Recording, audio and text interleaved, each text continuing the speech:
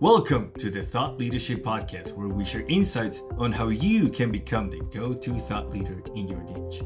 I'm your host, Alejandro Sanoja, founder and personal branding consultant at Latin Empresarios, and today our guest is Scott Perry. Scott Perry helps people define the difference only they can make and live their legacy in their second half of life. Scott has pursued several vocations, navigating from a 25-year career as a professional musician into a 5-year contract as a head coach at Seth Godin's Akimbo workshops, and now as a leader of a movement to help others reconnect with and share their unique gift.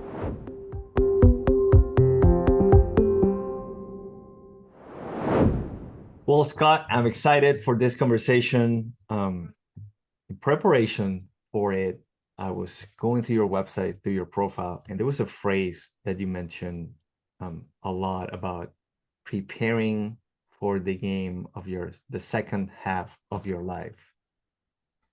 From your point of view, when does that second half life start? That is a great question. And I just want to thank you, Alejandro, for the privilege of being able to be in this conversation with you today.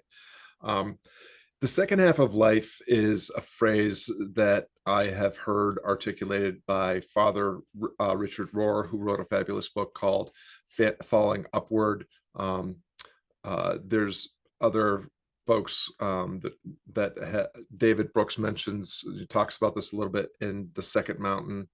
And it's around the idea of thinking of life as having two parts. In the first half of life, that's when you're getting educated and going out and earning a living. So it's about education and occupation, and hopefully along the lines, or maybe if it's what you want, you're also, raising a family and doing that sort of thing.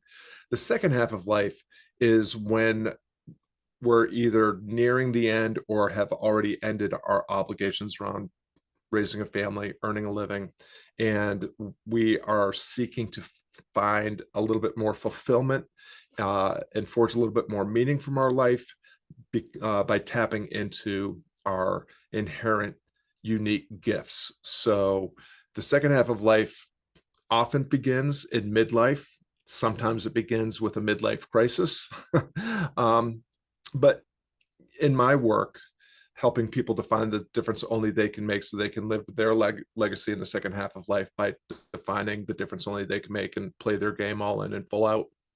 I'm finding that there are a lot of younger people in their 20s, 30s, early 40s, who are recognizing that the game as defined by institutionalized education and occupation is not the game that they want to play, that they actually want to get clearer on what their game is and want to not be chasing the fame and the fortune, the status, the stuff, and instead want to live a life that feels a little more fulfilling and meaningful. So that's a long answer to a short question, but the thumbnail sketch version is second half of life often begins in midlife, 40 to 65. It can certainly start a lot sooner. Yeah, that makes sense. And there's so much there to unpack. I was just having a conversation about this because you mentioned fame, fortune, or freedom, right? In optimizing, and that maps really well with Maslow's needs of safety, belonging, and purpose, right? So there's definitely, I want to go in many different directions. I also love the point of how it used to happen. I think it's Stephen Pressfield that talks about that in his new book, where he says, you first do the hero's journey and then you got to do the artist's journey. And the typical way was that, right? Like at some point towards the second half of your actual numerical life, you take that journey, but that's happening sooner. Now, all those interesting topics to go into, but before, I also want to mention another great phrase that I found when preparing for this conversation. You talk about mastering the art of encore living. For whom is that additional performance in the way you think about it? Like, who is requesting us as artists to come back and do an encore? Yeah, well, it's fascinating that you mentioned Stephen Pressfield's frame. In The War of Art, he talked about the hero's journey. And then in the artist's journey, he talks about how, when the hero returns with their gift that they've earned through the trials and tribulations experienced on their hero's journey, then they're ready to live into their artist journey, honing their craft, sharing their gift with their community. And the art of encore living is a play. I study a lot of philosophy. I'm very, very influenced and inspired by Stoic philosophy, which is a philosophy of living and what it means to live a good life, or the good life. So the art of living is something I think a lot about. And then there's this idea that around the encore career, like when you've done fulfilled your responsibilities, raising a family, earning a living, and you want to continue to contribute through some sort of other career that's called an encore career. And so I just kind of put those two things together, because that idea of encore living really, it spoke to me, and it resonated with the people that I was working with as I was getting started, as an opportunity.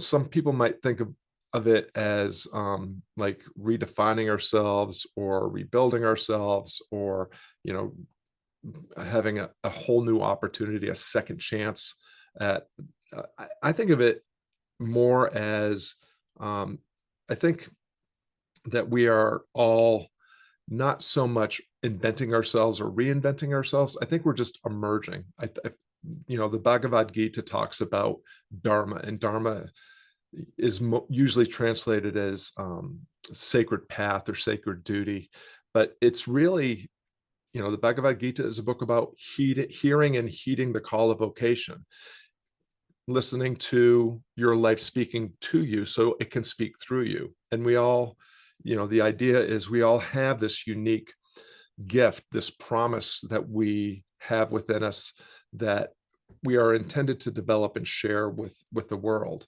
And so as we get into school and into working life, sometimes we'll find ourselves being somewhere close to our life's calling, but not fully on the path.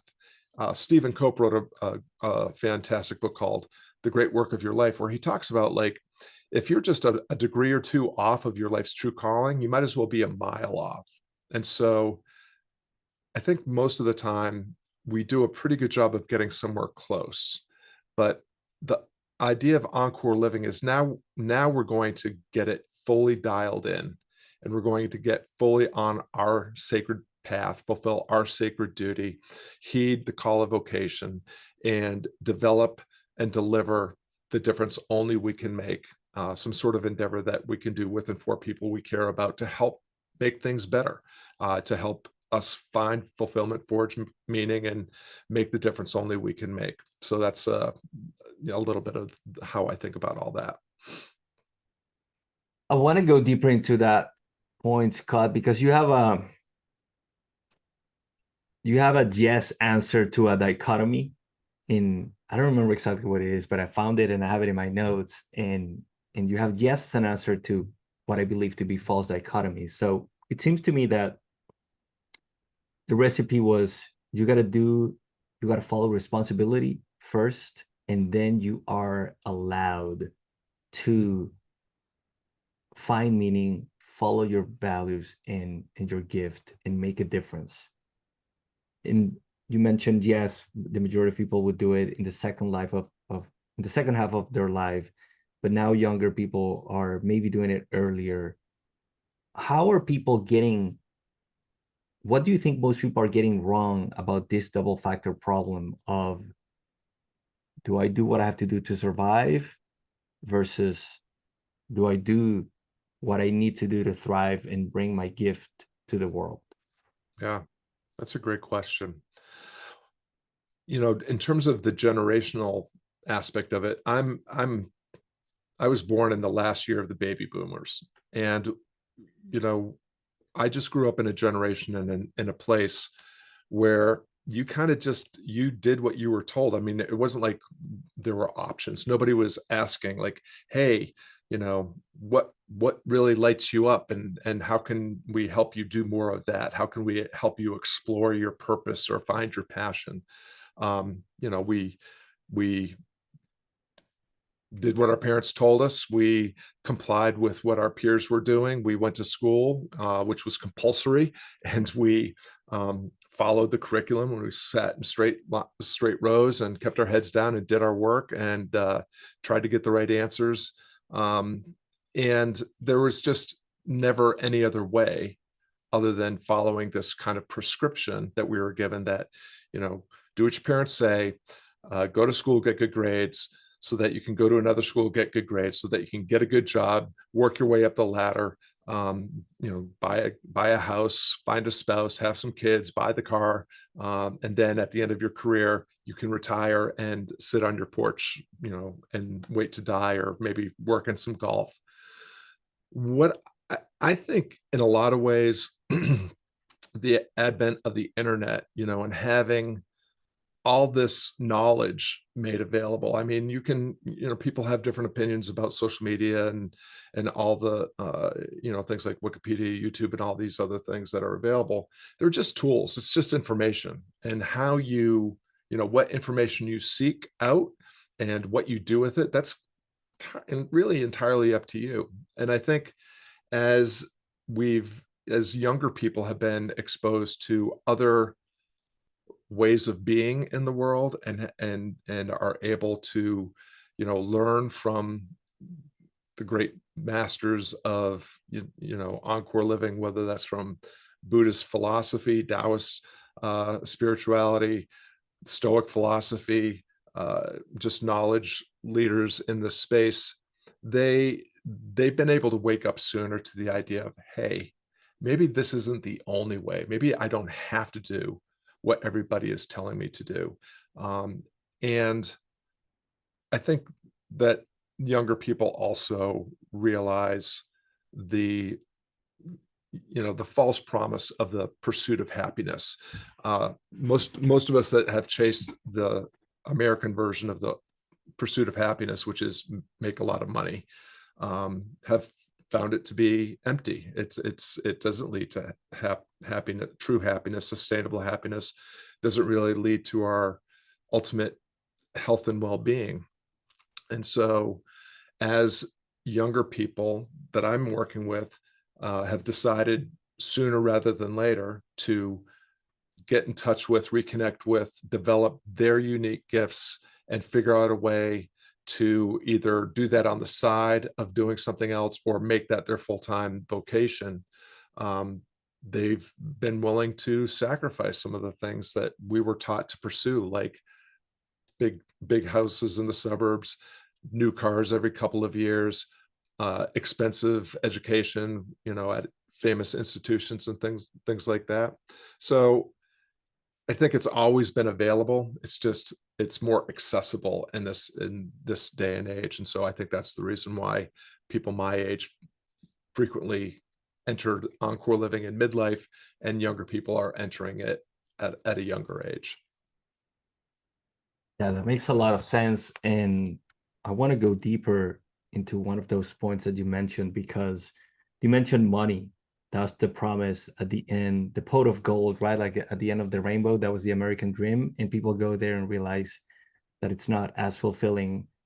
The other extreme would be the starving artist, right? That just pursues creativity, and that might be the other extreme. And there's a lot of historic examples that show that in a way you have to put money into your equation because it does serve a purpose. And I think Leonardo da Vinci is a great example where he kind of like struggled to find the right patron, and towards the end of his life he was able to find a great patron that basically told him, I'm going to give you a ton of money, do whatever you want to do, I just want you available to have conversations with me because I enjoy learning from you and having thoughtful conversations.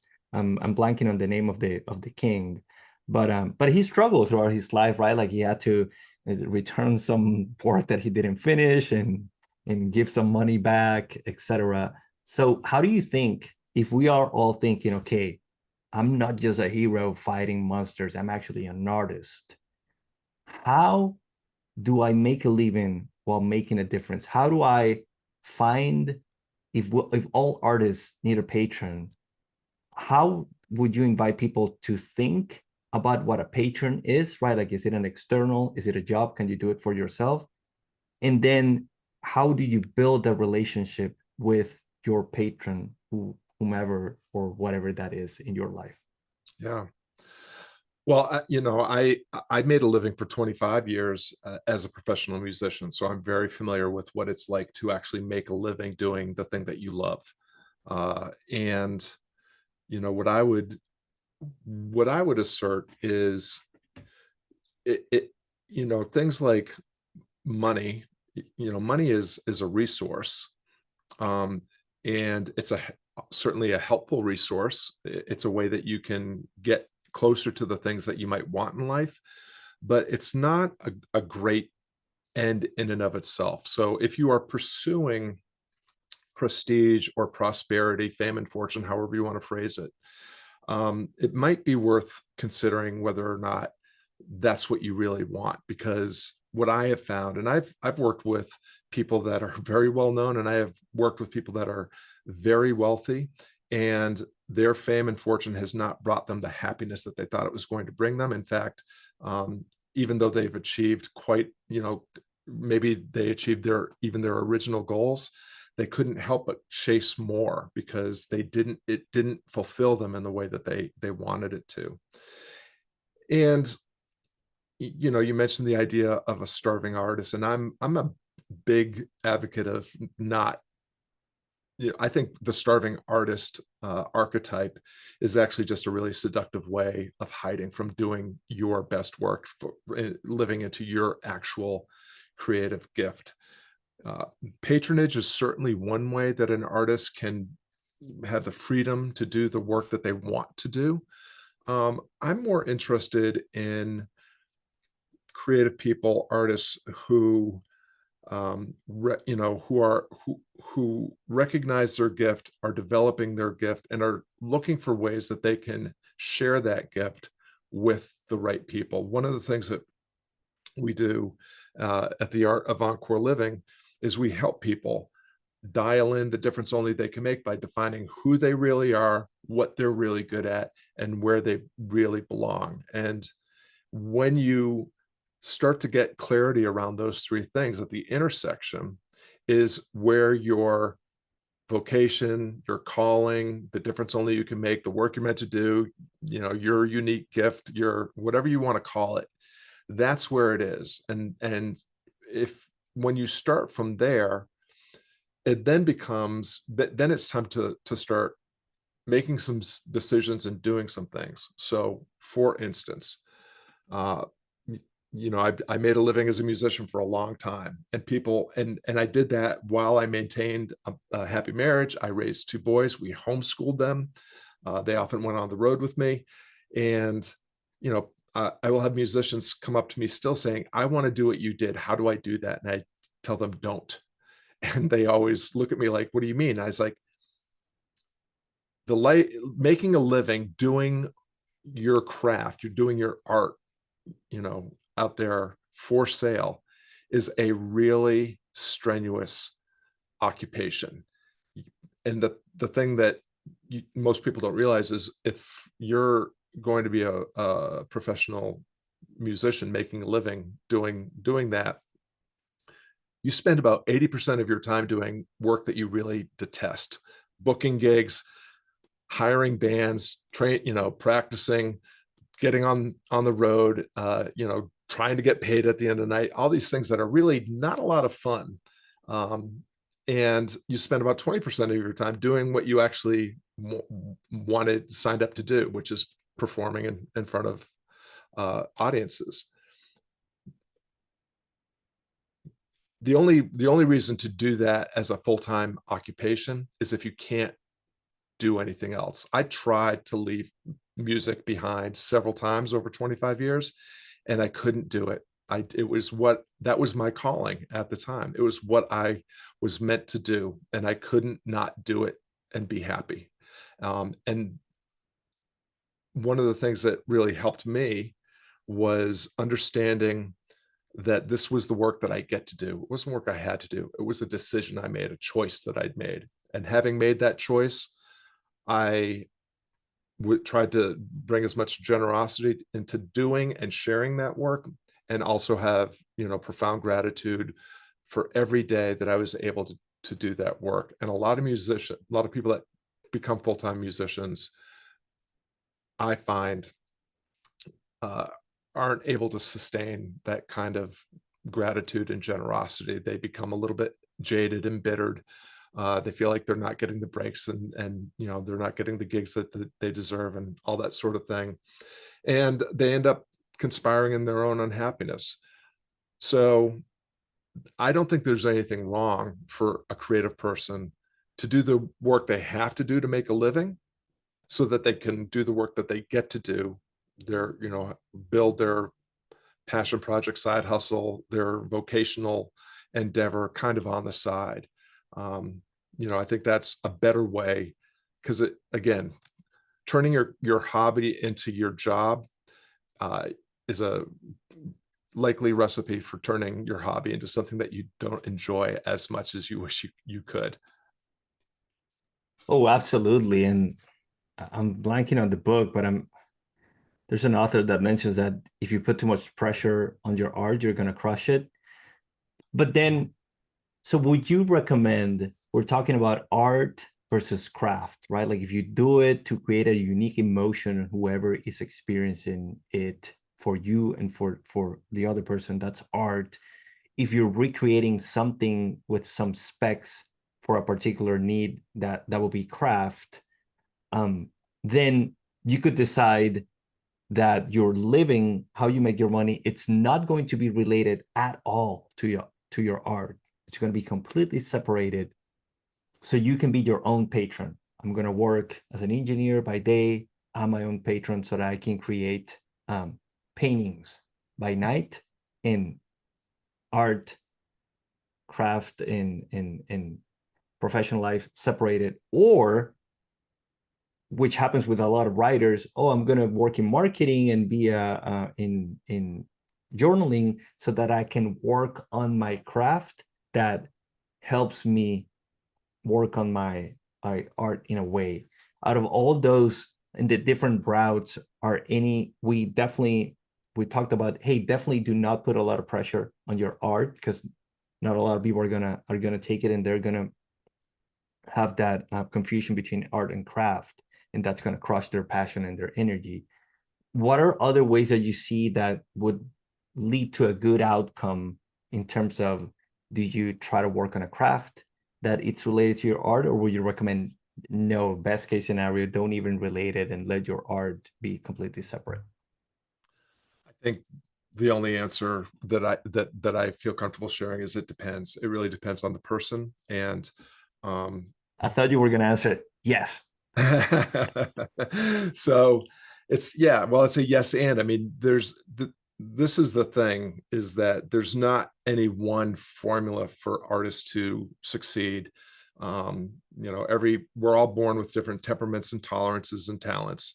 And, you know, when we're talking about following our path, we're talking about our path. When I say play your game, I mean your game, not my game, and not someone else's game or society's game. And I think the thing that I would say is most helpful is to, well, I'll share a couple of ideas that might help. Um, the first is to not be too dogmatic in the way that you think about things. Like I have, worked with people that say, I have to be a best-selling author, and I want to do that in 3 years. And I say, okay, that's interesting. Um, tell me what success you've had so far as a writer. Oh, I've never written anything. Okay, so where does this goal come from? Um, we're often not really good at defining what we really want. And so one of the things that I do with clients, because again, I'm working often with people that are somewhere 10 years north or south of my age, and they've done all the things that they were supposed to do, followed the rules, and are feeling a little unfulfilled and empty, and they want to get in touch with who they really are, what they're really good at, and where they belong, so that they can start to build this thing. But they really don't have any sense of what their gift might be. And so I I give them this exercise in memento mori. It's from Stoic philosophy. Memento mori means remember you die. And I just tell them, have a conversation, your deathbed conversation with yourself right now. If you were on your deathbed and reflecting on your life, what are the things that you wished you had done more of? What are your regrets? What are the roads not taken, or the things not done that you wish you had paid more attention to?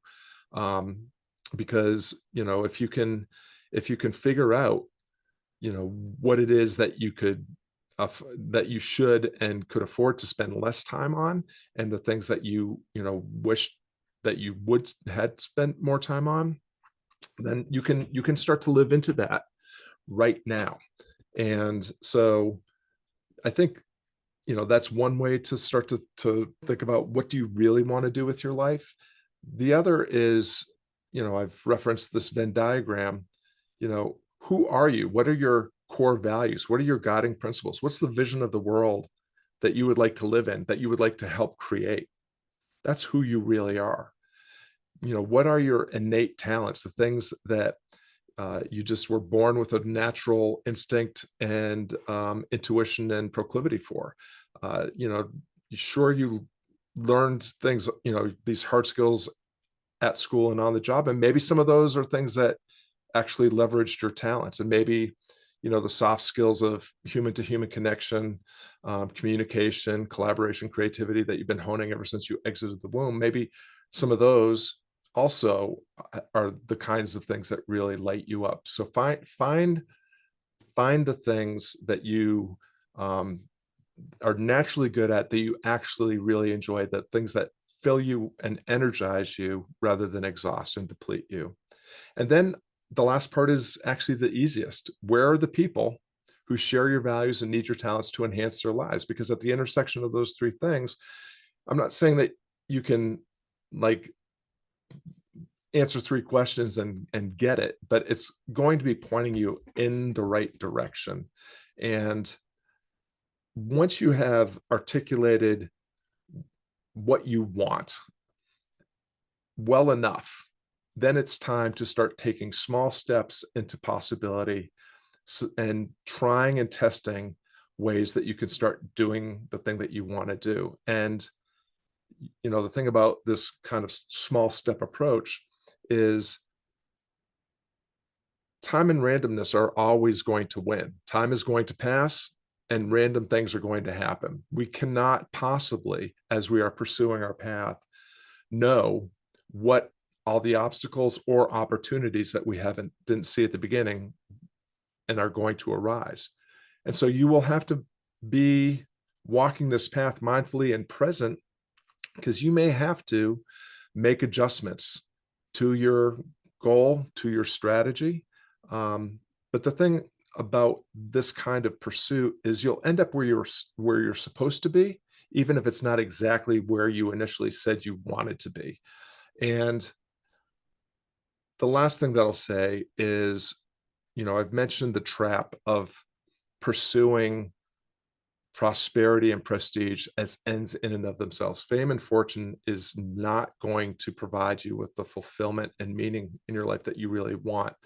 And when you are pursuing your path, when you are hearing and heeding your life's calling, and doing the thoughtful, deliberate work of honing your craft and delivering your art, whether that's as a graphic designer, an engineer, a teacher, a coach, whatever it is, prosperity and prestige become naturally occurring side effects that just seem to happen. They organically come to being, and they then become renewable assets that you can continue to invest in your journey. That's been my experience. That's been the experience of a lot of the people that I've been working with. And so those are just some considerations for how someone might begin to explore their purpose and pursue it a little bit more thoughtfully and deliberately. There's nothing worse than, the old entrepreneurial call to action of, burn the bridges, get what you want or die trying. That's dumb. I mean, it only makes sense if it's the only choice.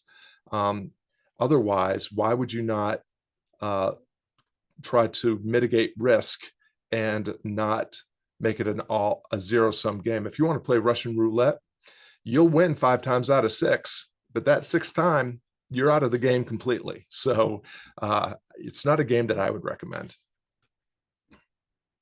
Yeah, definitely do not play that game. You bring up a great point with the, again, relating to the the fame, fortune, and freedom, because I do think that they all are important in a way, the the pyramids, but you need to make sure that you're leveling up as you go, right? In that freedom, because freedom will give you the others. And there's a way we were running the thought experiment of running several artists and craft people through the fame, fortune, and freedom kind of like model to see what they optimize for. But maybe a conversation for another day. But I want to go deeper into a point that you mentioned about if you're being energized versus depleted. That is one of the signs that you're going down the correct path. It might not be the one, I love that phrase that you mentioned, it might not be the one you thought you were going towards, but it's definitely going to be the right for you. So as we go down this path, the muse is going to show you moments of flow, right? Which are those signs that, hey, you're going down the right path, you're energized, you're working on your craft. But she's also going to show you resistance to test you, to see if you're really willing to do what it takes to earn that place in fulfillment and meaningfulness. So, and of course, it's not going to be easy. People might confuse resistance with um, depleting type of situations. Um, what would you advise in terms of signs to look for that you are following? If this is one, right? Like energy. If you're energized by the activity, that's a good sign. Depleted, not so much.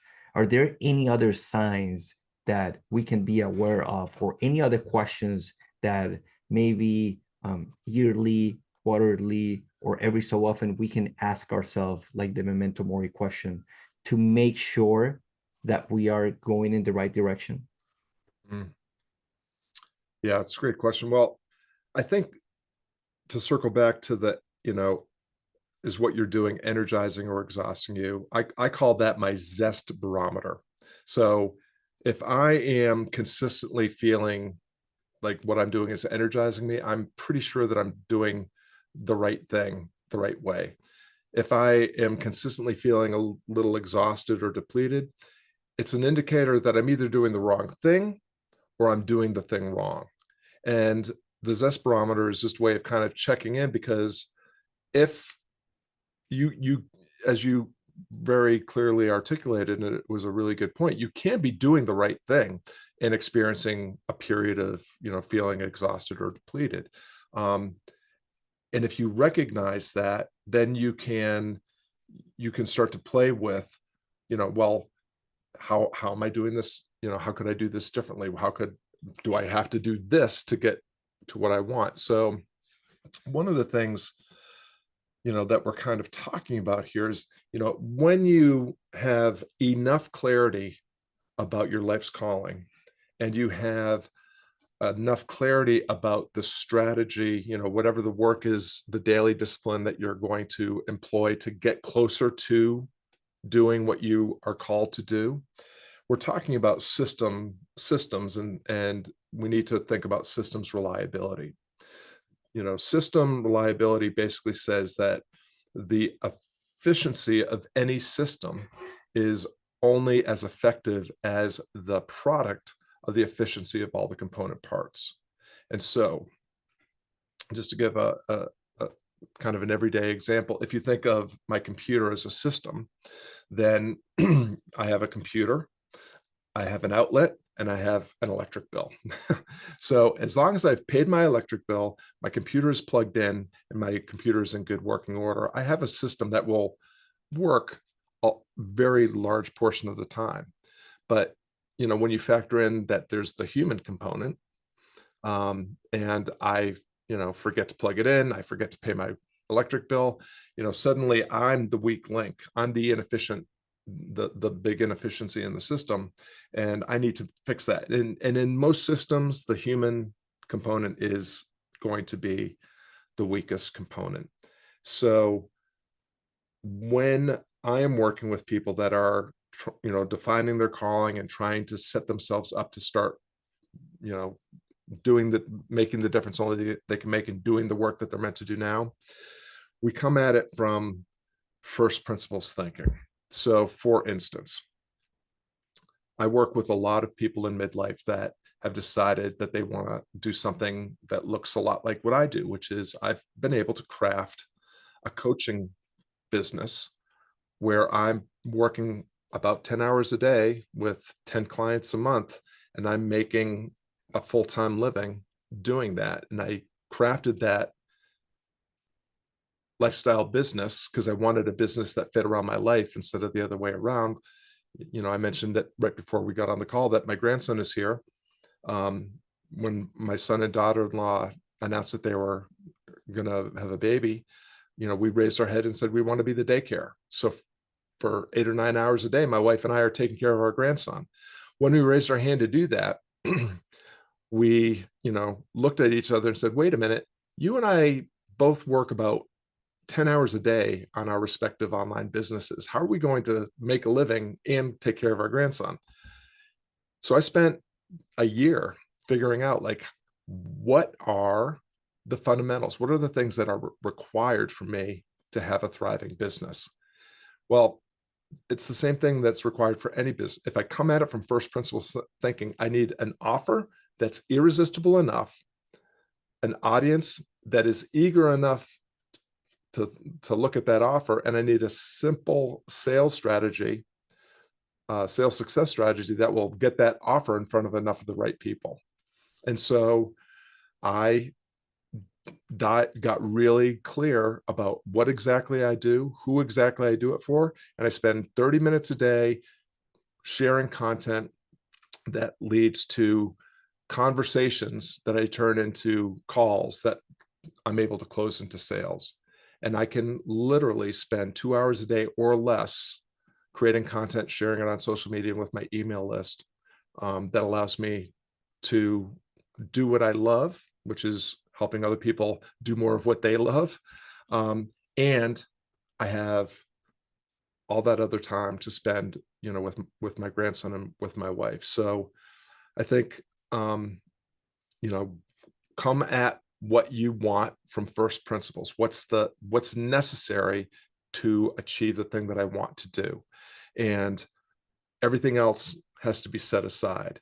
And then when you look at the components of that system that you're building, which are the ones that need the most work? Because it's raising the floor on the least efficient components that exponentially increase the reliability of your system. A lot of people say, oh, play to your strengths, just keep raising the ceiling on the things that you're already good at. Well, the return on investment of going from 95% to 100% is very, very low. The return on investment of going from 25 to 30% is actually very, very high. And if you do the math, you'll see that I'm entirely correct. So those are just, a few of the things that I would say, are worth thinking about. I would also just say that, this kind of journey is not something that most of us have been given any support and encouragement to pursue, and there's nobody's shared a lot of knowledge or wisdom about how to do this. But I think, again, more and more you will find out in the world, there are more people that are thinking this way, that want to be on this path, and relationships, you were talking about Maslow's hierarchy of needs. After our existential needs of food, clothing, and shelter are met, the next thing that we want is, all tied to the people that we are connected with. So, you know, be really uh, judicious and clear about who you do spend time with and who you don't spend time with. And sometimes people say, "Well, I can't ignore my family's not supporting me, but I can't ignore them." But you do get to decide how much of your bandwidth and time you give to people that aren't supporting you. So I would just be really thoughtful and deliberate about who you're surrounding yourself with, who you're learning from, making sure that you have people that are further behind that you're able to assist, because there's no better way to get better at your craft than teaching it to someone else. Absolutely. Teaching it, and be careful. Don't let family take up your whole time. Scott, we've talked about Stoic philosophy, the hero's journey, the artist's journey, Maslow, many other topics. And I'm curious, when people ask you, we've talked a little bit about what you do, but I'm curious how you answer the question, what do you do when people ask you that? I call myself an Encore Life Coach. I help people define the difference only they can make, so they can live their legacy in the second half of life. A lot of people, when I say that, they it sounds interesting, but they don't know exactly what it means. And that's on purpose, because if I can pique your interest and get you a little curious and make you take one step closer to me or ask a question, um, now I've got you moving in a direction that might be interesting for you to pursue. But it really does boil down to, I'm trying to help people uh, either avoid a midlife crisis or turn a midlife crisis into a midlife catharsis by helping them find fulfillment, forge meaning, and make the difference that they were intended to make, with and for the people that they care about. You also mentioned that you got to have an irresistible offer and an audience that's eager. So you're saying I help people make sure that they connect to their purpose, um, with what they're doing. Who is that your eager audience, the person or the people that you can help the most make that transition? Well, again, it's the people that share my values and need my talent to help enhance their lives. So I think most people that are teachers or coaches or mentors, um, have are helping people solve the problem that they solved for themselves, and want those people that they're helping to solve that problem with less heartache and less effort than they did. I mean, it took me, my journey into transitioning from being a musician to being a head coach in Seth Godin's workshops to having my own coaching program. That was about a 6-year enterprise. And, you know, one of the programs that I have is helping people that are wanting to start a coaching program or want to refine the one that they have, um, get some success within 90 days. And so, uh, I think that's the biggest part of it is, you know, the people that you help are people that probably look a lot like you, sound a lot like you, have the same dreams, aspirations, needs, wants, and desires. And then, your job is how can I do that in a way that is effective and efficient and also, joyful and fulfilling. Yeah, helping other people find their journey. That definitely sounds joyful and fulfilling.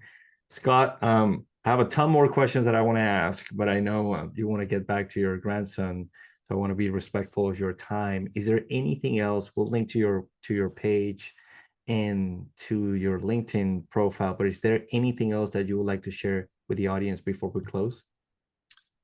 I would just say that, if anything that we've talked about today sounds interesting to you, don't die with the difference only you can make still inside. There are tons of resources out there now. You're welcome to reach out to me. I'm happy to have a conversation. I'm happy to share resources. There's a lot of free information at the Art of Encore Living. Of course, we have coaching and community and courses and that sort of thing. But the best way to get started in this journey of, finding and forging ahead on your second life journey is to take the first step. And the first step is really just to decide that this is something that you're going to do. And then again, looking for the teachers, looking for the fellow travelers, and setting yourself up with the daily habits and a daily discipline of taking a step into possibility every day. Don't die with the difference only you can make inside. I think that's a great closing message. Thank you very much, Scott, for a wonderful conversation. And for everybody out there listening, thank you for being here with us, and we'll see you in the next episode. Thank you. Appreciate it.